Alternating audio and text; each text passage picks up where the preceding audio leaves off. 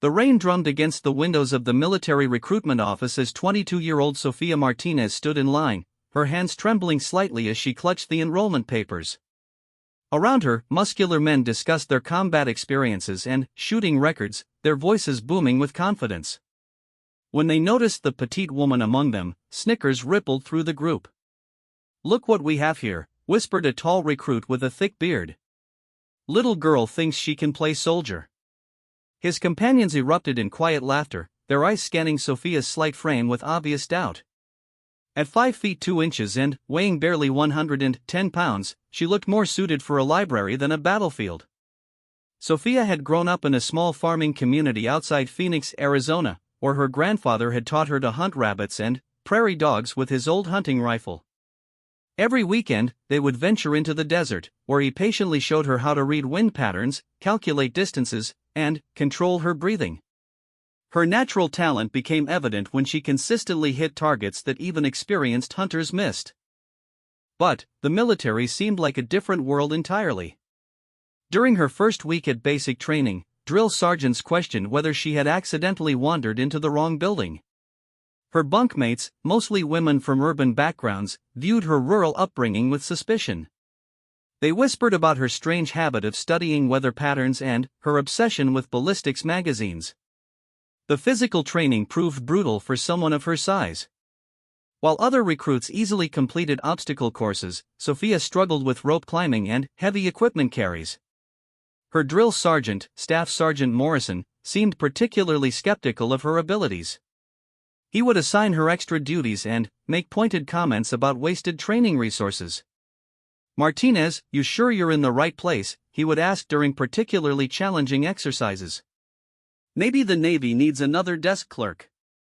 His words stung, but they only strengthened her resolve to prove herself worthy of wearing the uniform. During her first marksmanship evaluation, something remarkable happened. While other recruits struggled with standard-issue rifles at basic ranges, Sophia demonstrated an almost supernatural ability to place shots exactly where she intended. Her shooting instructor, Sergeant Williams, noticed immediately that her groupings were impossibly tight, even at extended distances. "Where did you learn to shoot like that?" Williams asked after watching her put 10 consecutive rounds through a target's center ring at 300 meters. Sophia explained her childhood hunting experiences, describing how her grandfather had taught her to respect the weapon and understand its capabilities completely. Word of her exceptional marksmanship began spreading through the training facility. Other instructors started observing her range sessions, initially with skepticism but soon with genuine amazement. She could hit moving targets that seasoned soldiers missed, and her accuracy remained consistent regardless of weather conditions or stress levels. However, her success on the shooting range only intensified the ridicule from fellow recruits. They accused her of getting special treatment or using modified equipment. Some suggested that her small size gave her an unfair advantage because she presented a smaller target profile. The harassment became so persistent that she began eating meals alone and avoiding common areas. One evening, while cleaning her rifle in the armory, Sophia overheard 2 male recruits planning to sabotage her equipment before the next qualification round. They intended to loosen her scope mounts, hoping to embarrass her during an important evaluation. Rather than reporting the incident, she decided to use standard iron sights for the next test, proving that her abilities transcended any single piece of equipment. The qualification day arrived with harsh desert winds that challenged even experienced marksmen. Most recruits struggled to maintain acceptable accuracy beyond 200 meters due to the difficult conditions. When Sophia's turn came, she methodically engaged targets at increasing distances, compensating for wind drift and elevation changes with remarkable precision. At 500 meters, while other shooters missed targets entirely, Sophia placed shot after shot into scoring zones. The range master, a grizzled veteran with 30 years of experience, had never witnessed such consistent accuracy from a basic trainee. He began calling other instructors to observe what he described as something extraordinary. By graduation, Sophia had broken several marksmanship records and earned the respect of her instructors. However, many fellow soldiers remained skeptical, attributing her success to luck or favorable conditions. They questioned whether her skills would translate to real combat situations where adrenaline and life-threatening stress could affect performance. Her first assignment took her to Fort Bragg, where she joined an infantry unit preparing for overseas deployment. The company commander, Captain Rodriguez, had read her training reports but remained cautious about placing too much faith in a soldier who had never faced enemy fire. He assigned her to a standard rifle squad, despite recommendations from her instructors that she receive specialized sniper training. The other soldiers in her unit continued the pattern of skepticism and subtle harassment she had experienced during basic training. They questioned her combat readiness and suggested that her shooting range success would crumble under real pressure. The transport aircraft descended through thick clouds toward a remote military base in Afghanistan, its cargo hold filled with nervous soldiers heading to their first combat deployment. Sophia sat quietly among her squad mates, studying topographic maps and weather reports while others played cards or tried to sleep. The jokes about her size and abilities had followed her across the ocean, though they carried a sharper edge now that real danger loomed ahead. Sergeant First Class Thompson, her squad leader, had made his opinion clear during the flight briefing. "Martinez stays with the main group," he announced. "This isn't summer camp where everyone gets a trophy for trying hard." His words drew chuckles from veteran soldiers who had served multiple deployments and viewed fresh recruits with automatic suspicion. Their first mission involved establishing security around a village where intelligence reports suggested insurgent activity. The terrain presented challenging conditions with rocky hills, sparse vegetation, and extreme temperature fluctuations between day and night. Most soldiers struggled with the altitude and unfamiliar environment, but Sophia felt oddly comfortable in the harsh landscape that reminded her of Arizona's remote regions. During their second week in country, the unit received orders to investigate suspicious movement near a strategic mountain pass. Intelligence indicated possible weapons smuggling, but the area's elevation and complex terrain made traditional surveillance difficult. Captain Rodriguez decided to establish observation posts on surrounding ridgelines, hoping to monitor the valley without alerting potential threats. The mission briefing revealed a significant problem with their plan. The observation posts would need to cover distances exceeding normal rifle range, requiring specialized equipment and exceptional marksmanship skills. Most squad members expressed doubts about engaging targets beyond 800 meters with standard weapons, especially in the challenging mountain environment. Sophia raised her hand during the briefing, suggesting modifications to the surveillance plan based on her understanding of long-range ballistics and mountain shooting conditions. Her recommendations included accounting for altitude effects on bullet trajectory, temperature variations throughout the day, and wind patterns unique to mountainous terrain. Thompson dismissed her input with barely concealed irritation. "Martinez, worry about keeping up with the patrol," he said curtly.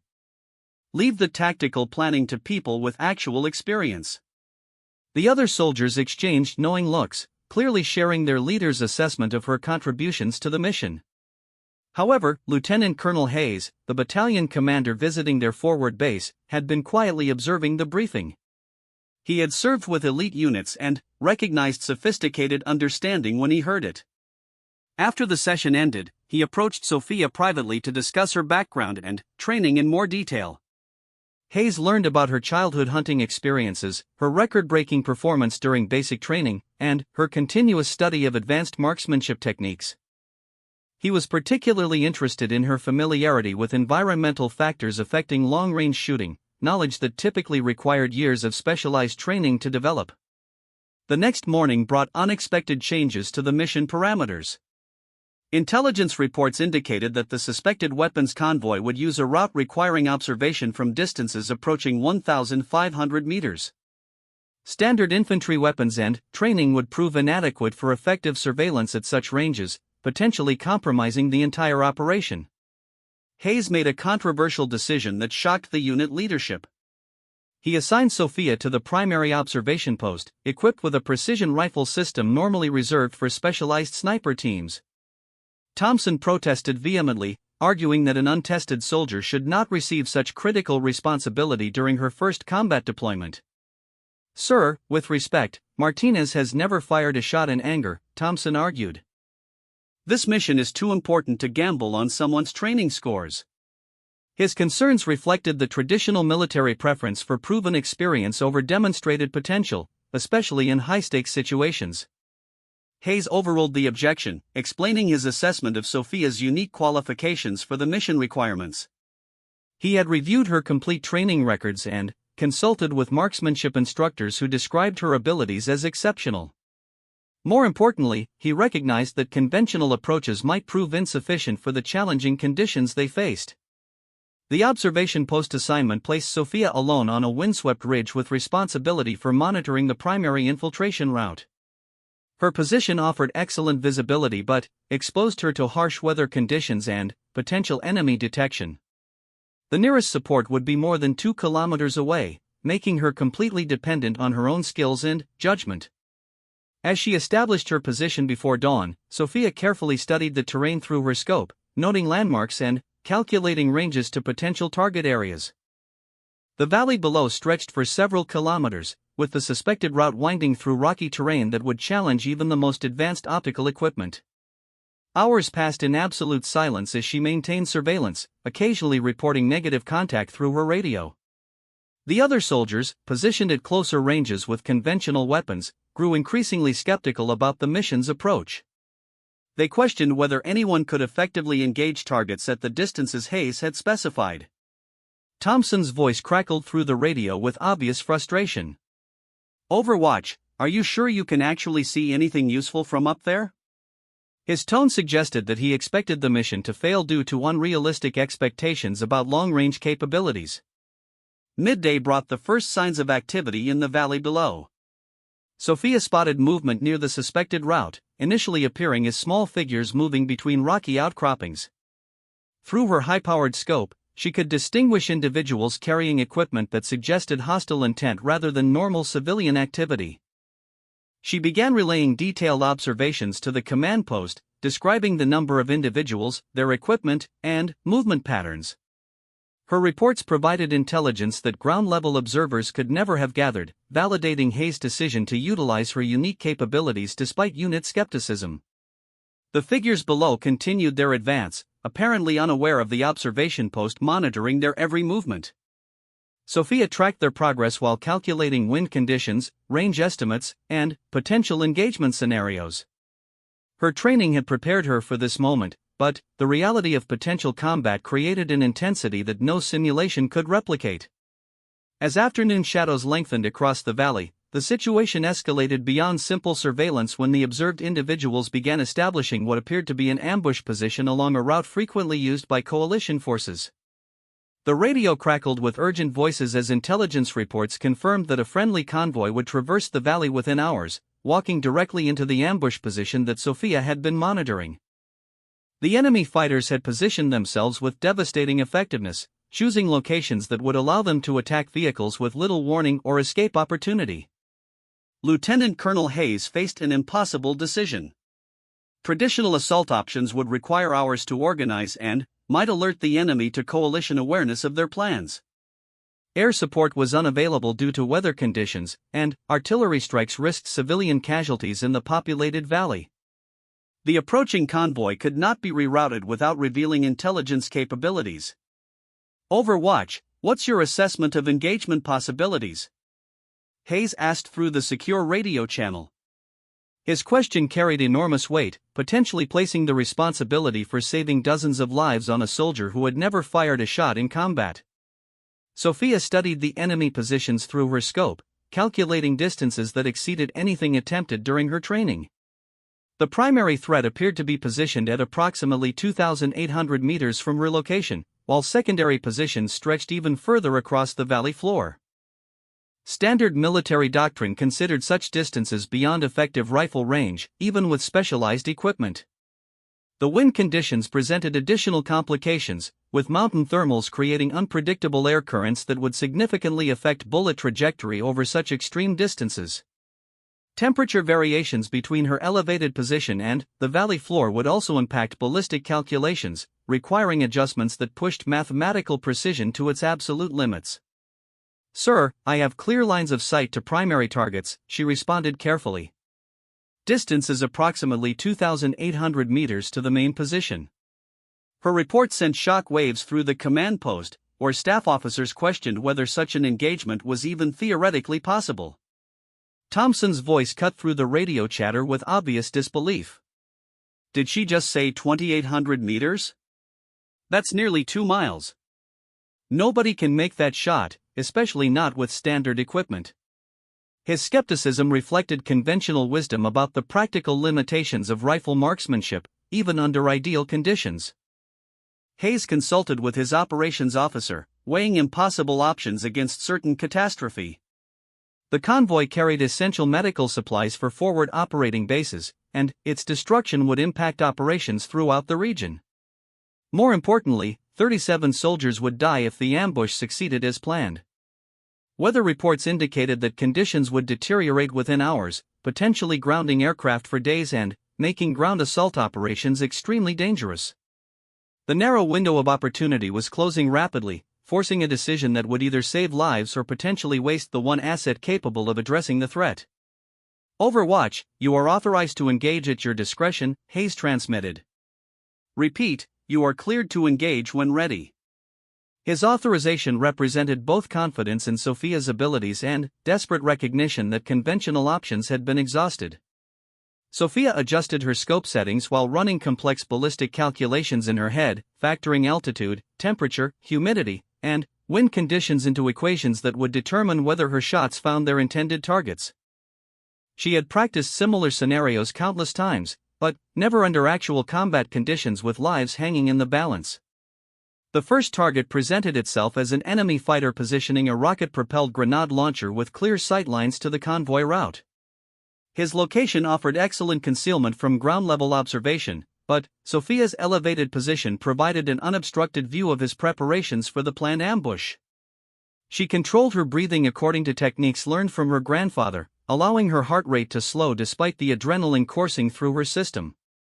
The scope's crosshairs settled on the target as she made final adjustments for the extreme range and challenging environmental conditions.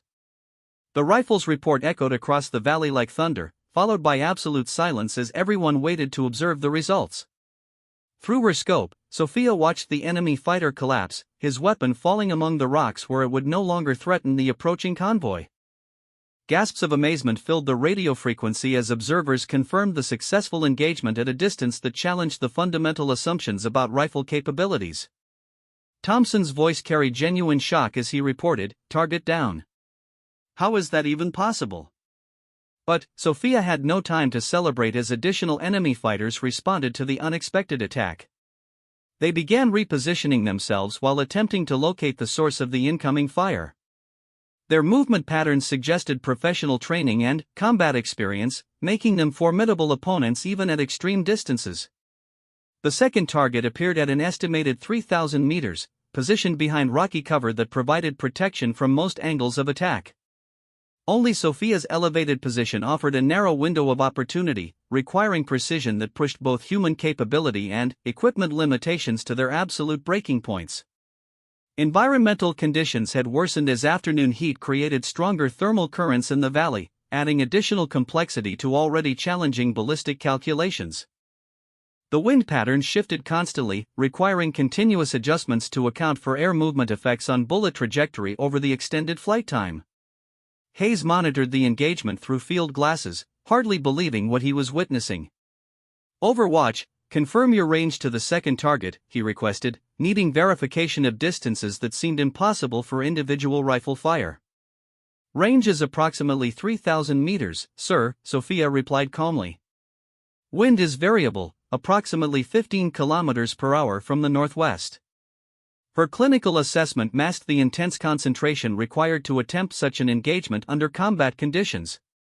The mathematics involved in the shot exceeded normal human calculation abilities, requiring intuitive understanding developed through years of practice and natural talent that could not be taught in any military school. Sophia drew upon every lesson learned during desert hunting trips with her grandfather, combined with advanced ballistics knowledge acquired through relentless study. She fired the second shot with the same methodical precision as the first, watching through her scope as the bullet traced an arc across the valley floor. The extreme distance meant several seconds would pass before impact, during which wind conditions could shift and affect the final trajectory. The enemy fighter went down just as vehicles appeared on the distant road, their convoy beginning its passage through what would have been a devastating kill zone. Radio chatter exploded with amazement and relief as unit members realized they had witnessed something extraordinary.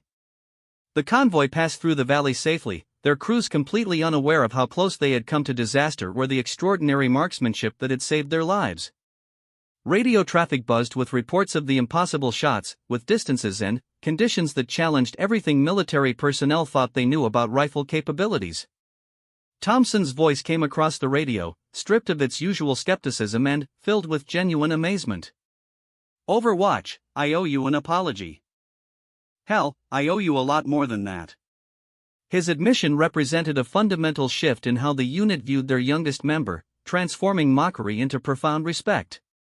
Lieutenant Colonel Hayes immediately ordered a complete investigation of the engagement, requiring detailed measurements of distances, environmental conditions, and equipment specifications.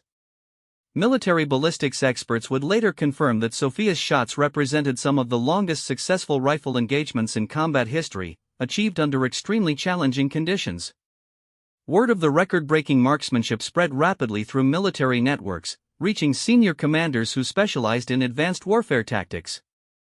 Within days, representatives from elite units began making inquiries about the soldier who had demonstrated such extraordinary capabilities during her first combat deployment.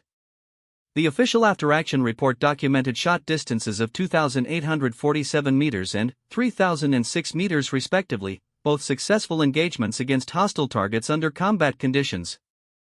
The second shot established what experts believed to be a new record for combat rifle marksmanship, surpassing previous achievements by several hundred meters.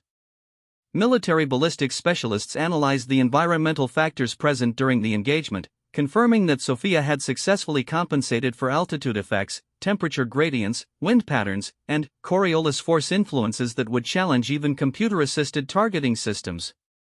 Her intuitive understanding of these complex interactions defied conventional training methodologies. The transformation in unit dynamics was immediate and dramatic. Soldiers who had previously dismissed Sophia as inadequately prepared for combat now sought her advice on marksmanship techniques and environmental assessment. Her quiet confidence and proven abilities earned respect that no amount of argument could have achieved. Captain Rodriguez officially recommended her for specialized sniper training, acknowledging that her natural talents and demonstrated performance under pressure made her uniquely qualified for advanced roles. His recommendation carried additional weight given his initial skepticism about her combat readiness.